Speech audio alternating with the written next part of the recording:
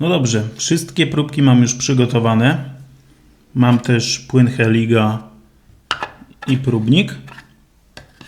Ale najpierw każdą z próbek sobie wymieszam. Ta ziemia już przeschła. Między mieszaniem sobie po prostu przetrę papierem łyżeczkę. Kolejna próbka do zmieszania. Tak jak wcześniej widzieliście, próbki z każdego miejsca były pobierane z 3, jakby to powiedzieć, podmiejsc, czy miejsc sąsiadujących. No dobrze, gotowe wszystkie. Zaczniemy sobie od papryki. Nakładamy sobie trochę ziemi, bez kamieni i bez korzeni. Wsypuję trochę i tą ziemię według instrukcji należy lekko ubić. Na tyle, na ile się da, bo jest dość sucha. Dolejemy płynu Heliga.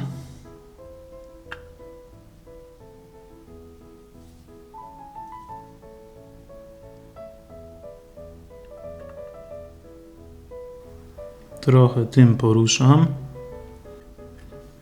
I należy odczekać minutę według instrukcji. Poczekam sobie 2-3, także słyszymy się za chwilę. No dobrze, sprawdźmy sobie, jak to wyszło. Trzeba przelać na drugą stronę.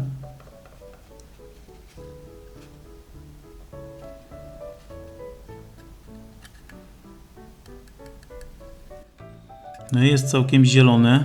Według tej miary tutaj to pH wynosiłoby 8, więc mowa byłaby o tym, że jest zasadowa ta ziemia, co nie jest dobre dla papryk, bo papryki, z czego kojarzę, potrzebują 5,5 do 6,5 pH. Więc według tej skali kolor byłby inny. Zaraz sprawdzę jeszcze, jak pozostałe próbki, ale jedna rzecz, która mnie zaciekawiła, to w sieci znalazłem skale, które nieco inaczej te kolory pokazują. Myślę, że podrzucę ją gdzieś tutaj lub tutaj, tak żebyście dobrze widzieli, i zostawię ją na resztę filmu, bo tak naprawdę może to mieć ogromne znaczenie i ta miara tutaj może być przekłamana względem tego, co znalazłem w sieci. Pokrótce, na stronie producenta urządzeń analitycznych i laboratoryjnych znalazłem właśnie taką skalę. Myślę, że jest to dość wiarygodne źródło.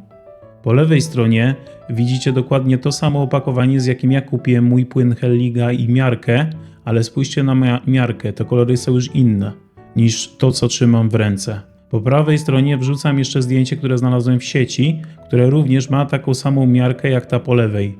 Przy zakupie zwracajcie uwagę na to, jaka miarka jest dołączona do zestawu.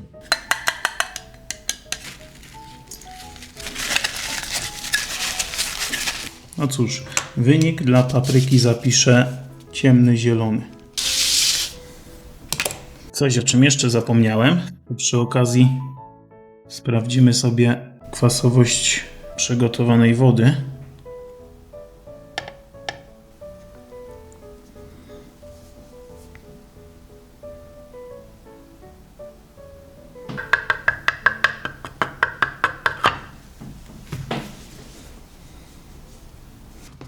Kolejna próbka to będzie pomidor. Trochę za dużo tego dałem, ale niech już będzie. I czekamy. No i dobra, sprawdźmy po chwili pomidora.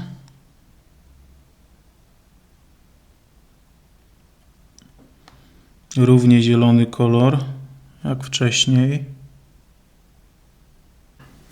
Ok, lecimy z następną próbką. Teraz weźmiemy sobie próbkę marchewki obok tunelu.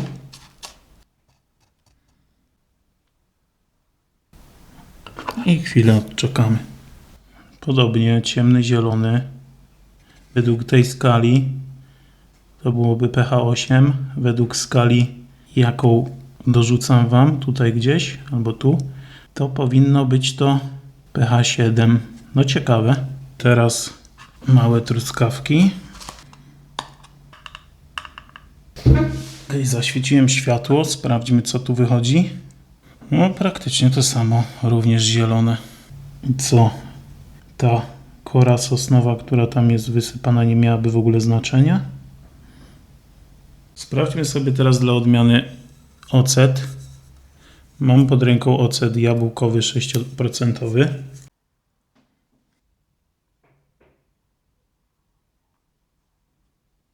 Ok, czyli przynajmniej wiemy, że no nie jest jakiś trefny płyn. Kwas pokazuje tak jak powinien. Z ciekawości kolejną próbkę referencyjną sprawdzimy sobie ziemię, którą kupiłem wczoraj w sklepie ogrodniczym. pH jakie ma oznaczone na opakowaniu to 5,5 do 7. No i tu się już robi ciekawie. Ten kolor jest bardziej taki, jakby pH było 6,5 według tej skali. Dajcie znać w komentarzu, co myślicie w ogóle o tym, czy ta skala pokazuje prawidłowo, czy coś jest nie tak. Bo jeśli chodzi o ziemię uniwersalną, no to tutaj ok, byłoby dobrze, ale jeśli chodzi o moją ziemię z ogródka, no to nie wiem, ciekawe. I teraz dodawać trochę torfu, czy nie? Pozostało jeszcze 3 próbki, ale coś czuję, że one będą dokładnie takie same jak ta próbka z papryki i pomidora. No dobrze, weźmy sobie truskawkę dużą, czyli spod dużych truskawek. No cóż, chyba bez większego zaskoczenia mamy kolor zielony. Weźmy sobie marchew, która rośnie obok pietruszki.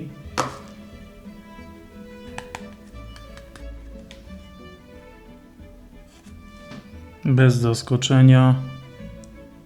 Ciemna zieleń. I teraz ostatnia z próbek mojej ziemi, ale poczekajcie, bo to nie będzie jeszcze ostatnia. Mam pewien pomysł. Tutaj mamy buraki, które większość dnia mają cień.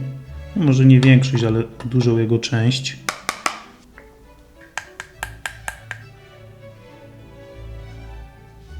Bez zaskoczenia próbka jest również zielona. Uwaga, przedostatnia próbka. Świeżo zebrałem ziemię z miejsca, które jest najbardziej zacienione w ogródku i ta ziemia jest bardzo wilgotna. I od razu zdradzę Wam, jaka będzie ostatnia próbka, jeśli zdążę. Lecę szybko do ogrodniczego i kupię torf, bo trochę go wymieszam jednak z ziemią uniwersalną i tym sobie podsypię ziemię, którą wymieniam w papryce i pomidorach od góry.